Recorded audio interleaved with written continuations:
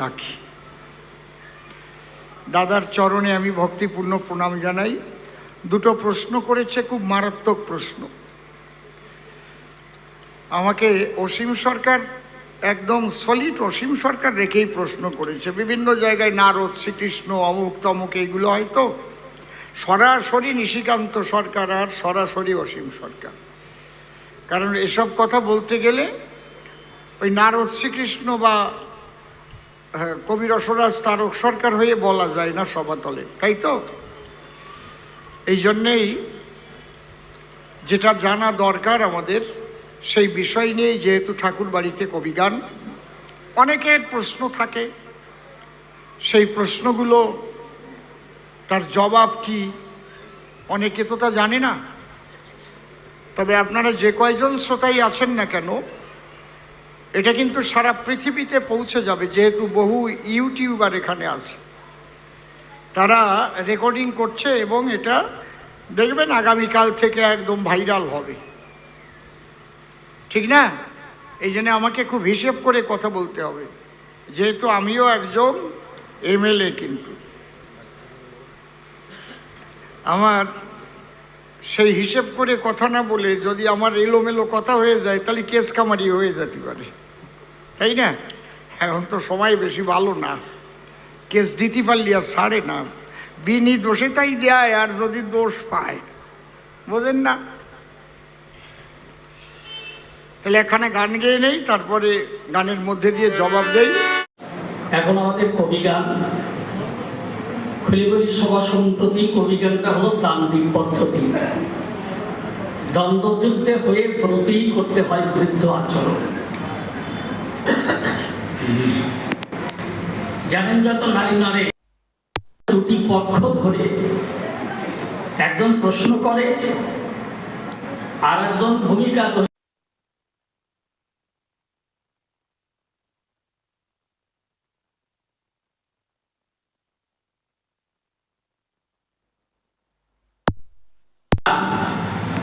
আমি অথম নিশিকান্ত সরকার আর প্রতিপক্ষ কথিত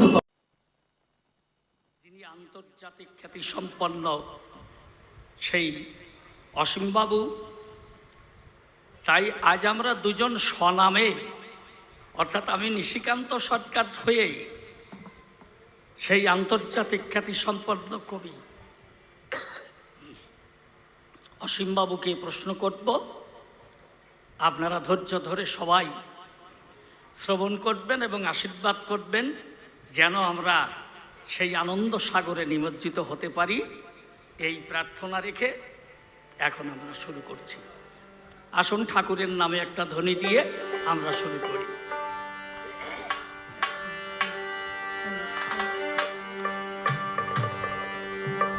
জয় জয় হরিচাঁদ গুরুচাঁদ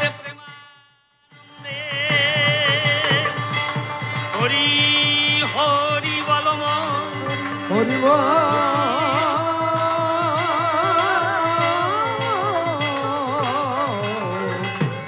হরি।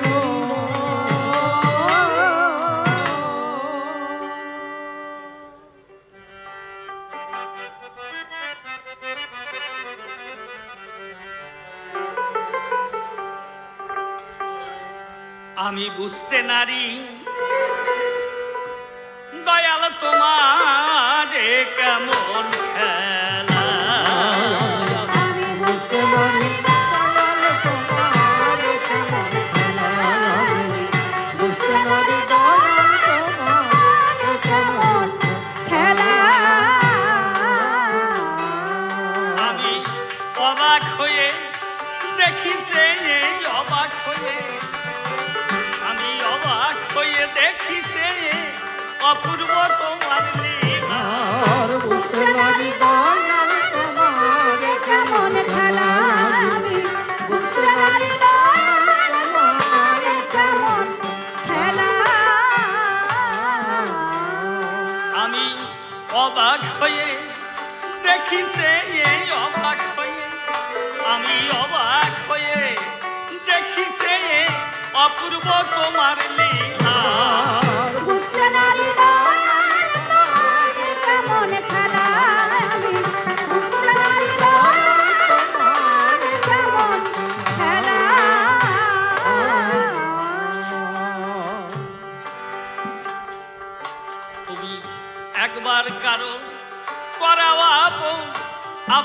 করো পর, বেঁধে দিয়ে মিলন বাসর বাঁধিছ তার ঘর। ও ভাঙিছ তার তুমি একবার কারো করাও আপন, আবার করো পর, বেঁধে দিয়ে মিলন বাসর ভাঙিছ তার ঘর। ও ভাঙিছ তার বদলে হাজার বাতি আমার বাহর, হাজার বাতি আমার বাহর, পুনরায় ভাঙো মেলা। বুঝতে নারী দয়াল তোমার কেমন খেলা, আমি বুঝতে নারী দয়াল তোমার কেমন খেলা। চন্দন পালঙ্ক হতে নামাও বৃক্ষ তল, কেড়ে নিয়ে মুখের হাসি ঝরাও চোখে জল। ও ঝরাও চোখে জল। তুমি চন্দন পালঙ্ক হতে নামাও বৃক্ষ তল, কেড়ে নিয়ে মুখের হাসি ঝরাও চোখে জল। ও ঝরাও চোখে জল। আমি নীরবে ভাবি অবিরল নীরবে, আমি নীরবে ভাবি অবিরল নিরজনে একেলা। বুঝতে নারী দয়াল তোমার কেমন খেলা, আমি বুঝতে নারী দয়াল তোমার কেমন খেলা। অধম নিশি বলে কাদাও যত তাতে দুঃখ না, যে রূপ ফলে লাগে ভালো আমায় করো তাই। ও আমায় করো তাই। অধম নিশি বলে কাদাও যত তাতে দুঃখ নাই, যে রূপ ফলে লাগে ভালো আমায় করো তাই। ও আমায় করো তাই। তবু প্রতিক্ষণে তোমারে চাই, প্রতিক্ষণে আমি প্রতিক্ষণে তোমারে চাই, পাই যেন শেষের বেলা। বুঝতে নারী দয়াল তোমার কেমন খেলা, আমি বুঝতে নারী দয়াল তোমার কেমন খেলা। শ্রীহরির যুগল চরণ স্বভক্তিতে করি স্মরণ, ভবসিন্ধু তারণ কারণ পতিত পাবন হরি। তোমারই করুণা বলে শিলাভাসে সাগর জলে, পঙ্গুজনা অবহেলে লঙ্ঘিতে পাই গিরি। তোমারই করুণা লোভী মুখ হতে পারে কবি, অসম্ভব সম্ভব সবই তোমারই করুণায়। তাই নিজ গুণে কৃপা করি, দিও মোরে চরন্তরি, আজ কাব্য সাগর দিতে পারি দানীয় অভয়। যাক, বন্দনার ভাব ক্ষান্ত করি, আজ কাব্যের সূত্র ধরি। আমি স্বনামে নিশিকান্ত সৎকার হলাম দণ্ডায়মান, আর প্রতিপক্ষ কবি যিনি আন্তর্জাতিক খ্যাতি সম্পন্ন হলেন তিনি, অর্থাৎ অসীমবাবু হলেন যাহার নাম। আমরা কিন্তু সম্পর্কে দাদা ভাই, একই গ্রামে বসত করি বলি শোভা ব্যক্ত করি, আর দাদা ভাই সম্পর্ক ধরি। অন্তরে অন্তরে মধ্যে রয়েছে মিলন। খুলে বলি আপনাদিগের ধারে, আজ কিন্তু সে সম্পর্ক দিয়ে ছেড়ে আমি স্বনামে নিশিকান্ত সৎকার দাঁড়িয়ে আসরে তার কাছে গোচরে কয়েকখানা প্রশ্ন করব নিবেদন। কেননা অনেকেই কিন্তু এই হরিতত্ত্ব অনেকভাবে আলোচনা করে। আপনারা ভেবে দেখেন নারী নরে, আজ সে সমস্ত ভাব দিয়ে ছেড়ে একটু অন্য ভাবের করব আবর্তন। হরিচাঁদ গুরুচাঁদ ঠাকুর জগতে এলো, আপনাদিগের জানার হলো এই পূর্ণ অবতারে পূর্ণ ব্রহ্ম ভগবান দিয়েছেন দর্শন।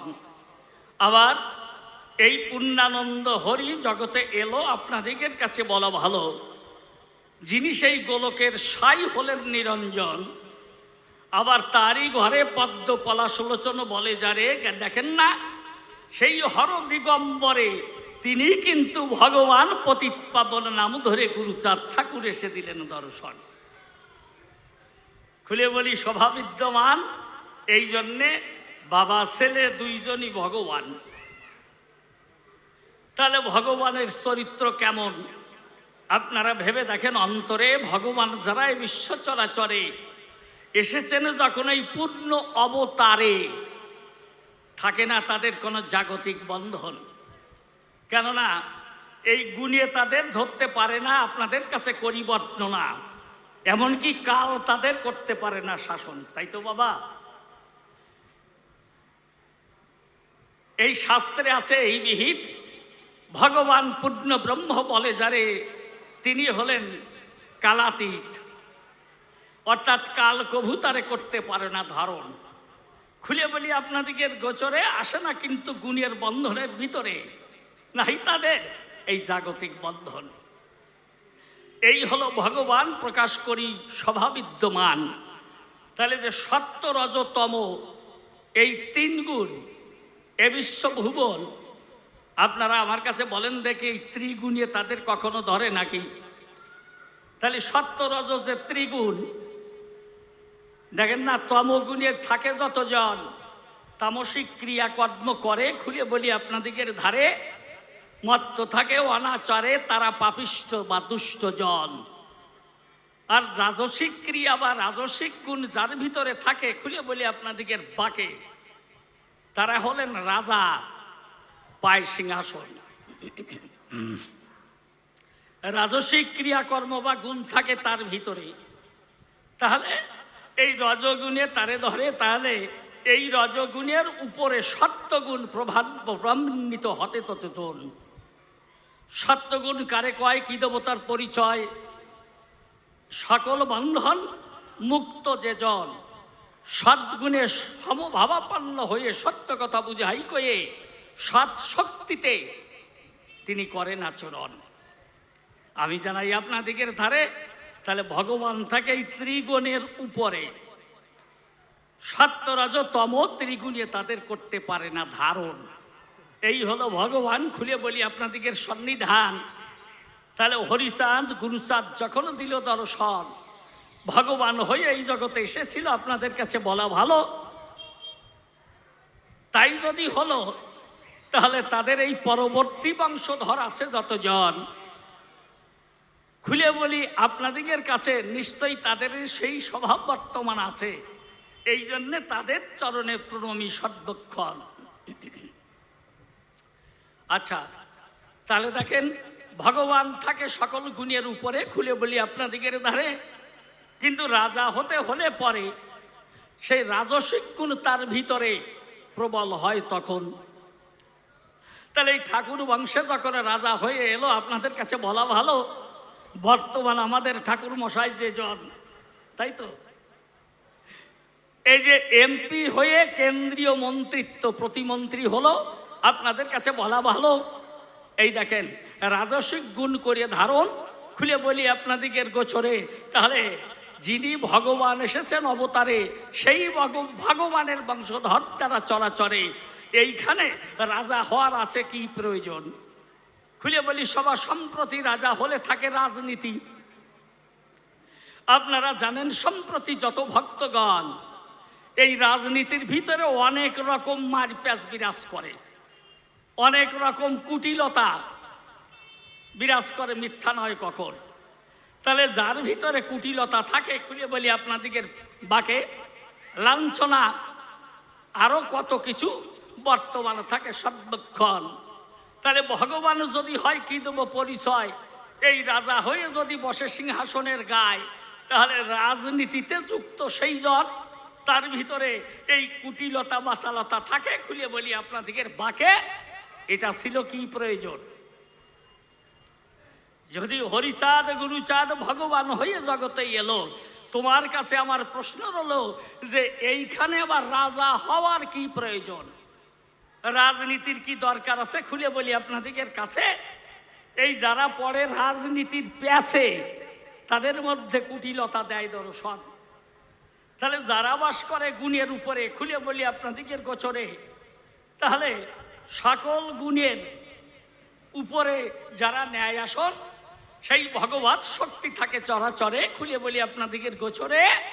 আর যদি যায় রাজনীতির ভিতরে, তখন কিন্তু এই জটিলতা কুটিলতা দেয় দর্শন। এই জন্যে আমি ভাই জিজ্ঞাসা করি তোমার কাছে যে এই হরিচাঁদ গুরুচাঁদ জগতে এলো, তুমি একটু আমার কাছে খুলে বলো, তাহলে এই বংশের যারা বংশধর, এদের কি রাজনীতির কোনো দরকার আছে? রাজনীতির দরকার যদি হয়, কি দেব পরিচয়? তাহলে তো এই জীবন হয় পঙ্কিলময়, কুটিলতা জটিলতা এগুলি অন্তরে করে ধারণ। এই রাজনীতি তারা করে, খুলে বলি তোমার ধরে, যারা হলো সত্যগুণের উপরে গুণাতীত, সেই সাই নিরঞ্জন।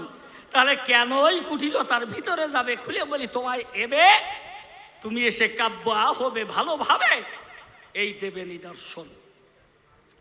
এই আমার প্রথম প্রশ্নখানি আমি সবার সমক্ষে ধরলাম টানি। তাহলে হরিচাঁদ গুরুচাঁদ ঠাকুর জানি আমরা যেভাবে ভক্তি করি অর্পণ, ভক্ত যারা চরাচরে ভক্তিযুক্ত অন্তরে বন্দনা করে তাদের রাতুল চরণ। তাহলে এই রাজনীতির ভিতরে গেলে পরে খুলে বলি আপনাদের ধারে তাদের স্বভাবটা হয়ে যায় অন্য রকম। এই যে গিয়ে দেখেন না, ঠাকুর মশাই বসে আছে, খুলে বলি আপনাদের কাছে, আর দুই পাশে ওই যে AK-47 রাইফেল নিয়ে কিন্তু দুইজন দাঁড়িয়ে আছে। প্রণাম করতে গেলেও তো হয় ভয়ের কারণ, কি তাই না? প্রণাম করতে গেলেও ভয় হয় না? তাহলে আপনারা করে দেখুন বিবেচনা, ভগবান হলে তো তাদের এ কাজ না, এ স্বভাবের হয় না প্রয়োজন। কেন এই রাজনীতির দরকার হলো তুমি একটু ভালো করে বুঝিয়ে বলো, এটা জগতে কি প্রয়োজন ছিল, বা এই জাতির জন্য কি প্রয়োজন?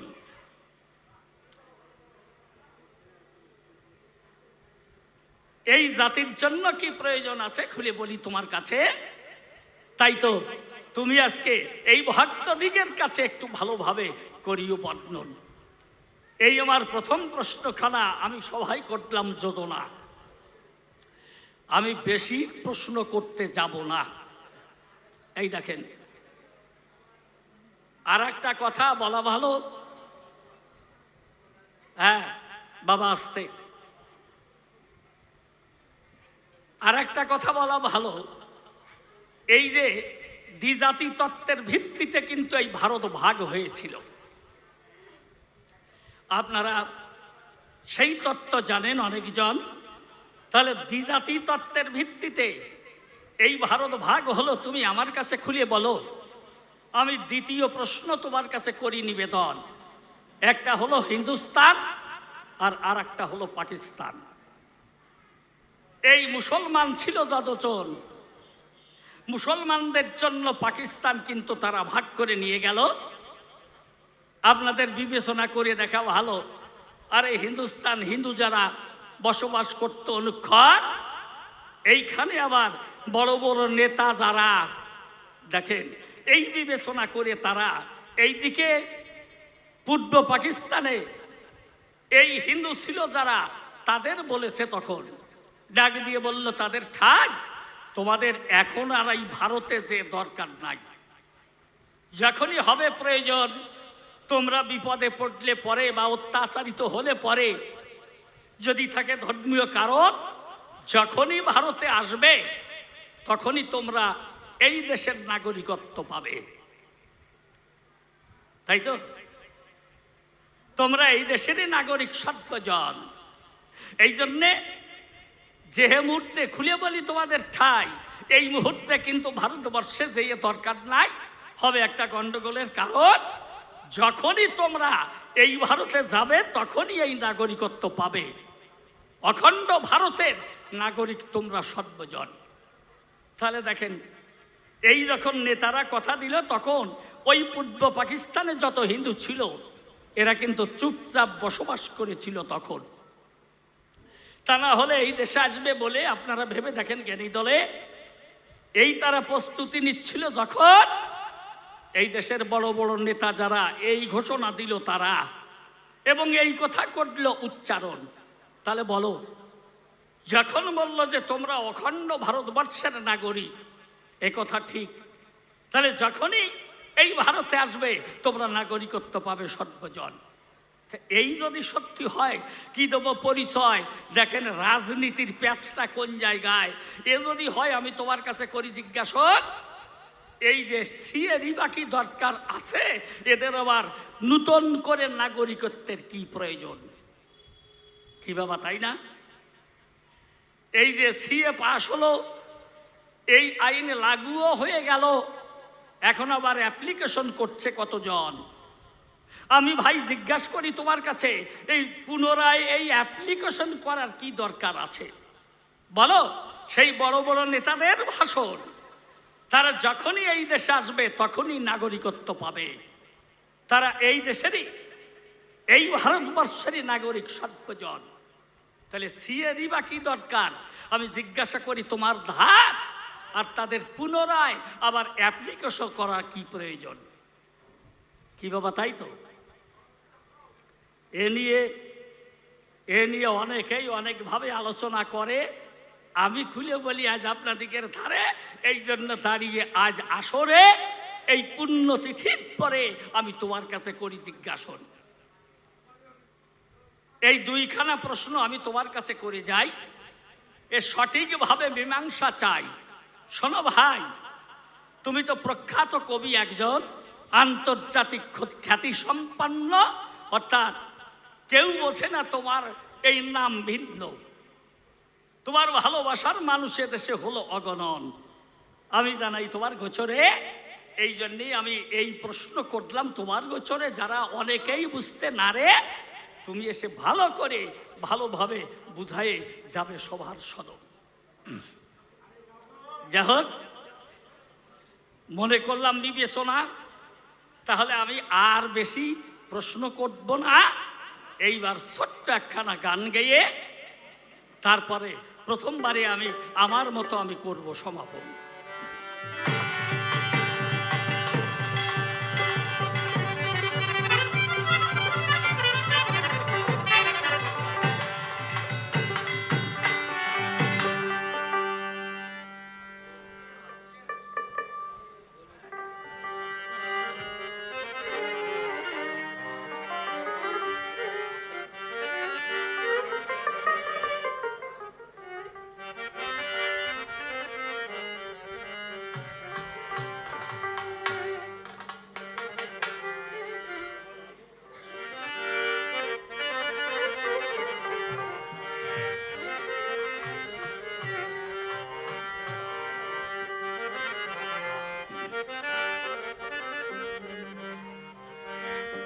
আমি তোমাকে যে পাবো হরি, সে আশা মোর। আমি তোমাকে যে পাবো হরি, সে আশা মোর ভুল। আমি তোমাকে যে পাবো হরি, সে আশা মোর ভুল।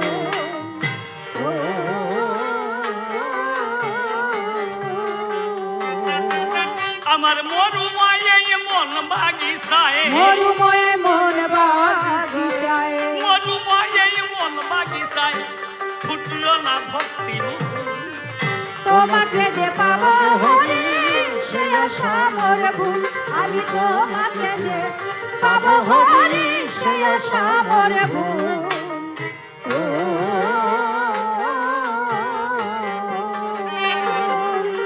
আমার মরুময়ে মন বাগিচায়, মরুময়ে মন বাগিচায়, মরুময়ে মন বাগিচায় ফুটলো না ভক্তি মুকুল। তোমাকে যে পাবো হরি, সে আশা মোর ভুল। আমি তোমাকে যে পাবো হরি, সে আশা মোর ভুল।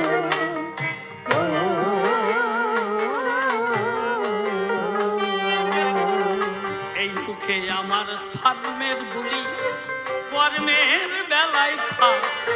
বাসিরে মোর জাসির যেমন ভিতরে আরে, ভেতরে আরা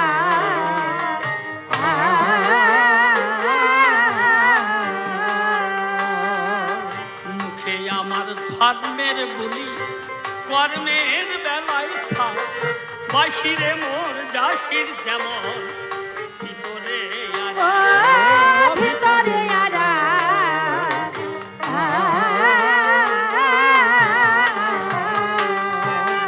আমার মন মুখে ভীষণ আমার মন মুখের ভীষণ আমার মন মুখে ভীষণ ফারাক জাগ জমতে ওই মন তোমাকে যে পাবো হরি সে আশা মোর ভুল আমি তোমাকে যে পাবো হরি সে আশা মোর ভুল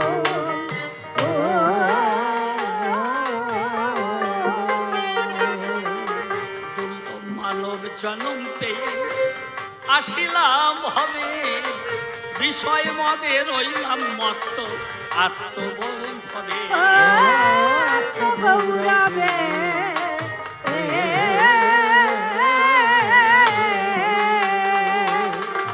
দেবের দুর্লভ জন্ম পেয়ে আসিলাম হবে বিষয় মদে রইলাম মত্ত আত্মগৌরবে গৌরবে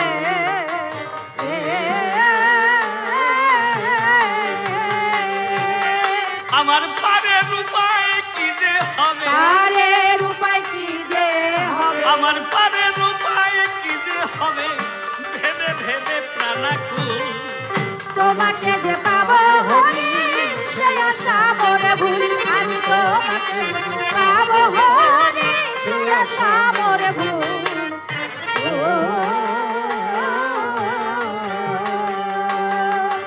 অবহেলায় কেটে গেল সারাটি জীবন একদিনও না তোমার নামে ছড়ল দুনয়ন ও ঝর্ণ দুনয়ন ও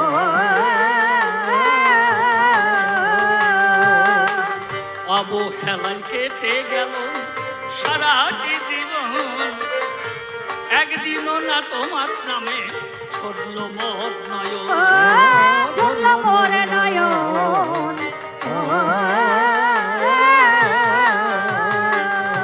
ও যদি ধরতাম সাধু গুরু ধরতাম সাধু গুরুর চরণ ধরতাম সাধু গুরু চরণ অকুলেতে পেতাম ফুল। তোমাকে যে পাবো হরি সে আশা মোর ভুল আমি তোমাকে যে পাবো হরি সে আশা মোর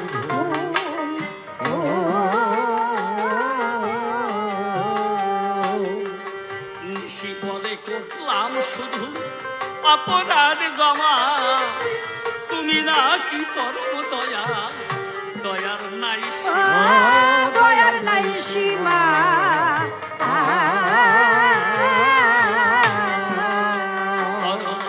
নিশি বলে করলাম শুধু অপরাধ জমা তুমি না কি পরম দয়া দয়ার নাই সীমা দয়ার নাই সীমা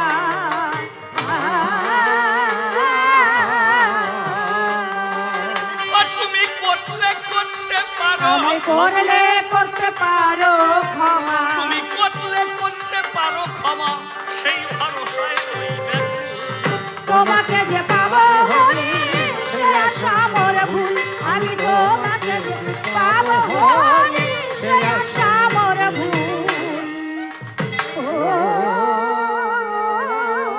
অসীম বাবু এসে গেছে চেয়ে দেখতে পাই তবে আর বেশি বলে আমার দরকার নাই এই জন্য মনে মনে করি বিবেচনা আমি আর অন্য ভিন্ন কিছু তো বলবো না প্রথমে প্রণাম করি সকলের চরণ সকলে এই আশীর্বাদ করেন এই জন্যে আমি বলি সবার ধারে সবাই আশীর্বাদ করিবেন আমারে সবাহাতে আছেন যত মাতৃ জাতি আপনার গিয়ে চরণে হইতে প্রণতি মায়েদের কাছে কিন্তু দুটি গুণ আছে বিড়ালির কাছে তার প্রমাণ পাওয়া গেছে বিড়াল যদি বাচ্চাটিকে মুখের ভিতর করে দন্তের আঘাত কিন্তু লাগে না শরীরে ওই মুখে আবার যদি দুর্বটে ধরে ঘাটটি মুসলায় দেয় দফা দেয় সেরে এমনি ভাবে যারা এবার কাম নিয়ে যায় এমনি ভাবে কামুক হইয়ে নারীর কাছে যায় ঘাটটি মুসলায় তার রক্ত সে খায় সন্তান রূপে যখন মায়ের কাছে গেল বাৎসল্য প্রেমের সেজন প্রেমের দোলা খেল তবে আর বেশি বলে দরকার নাই তবে আমার মতো আমি এখন ছেড়ে দিয়ে যাই এই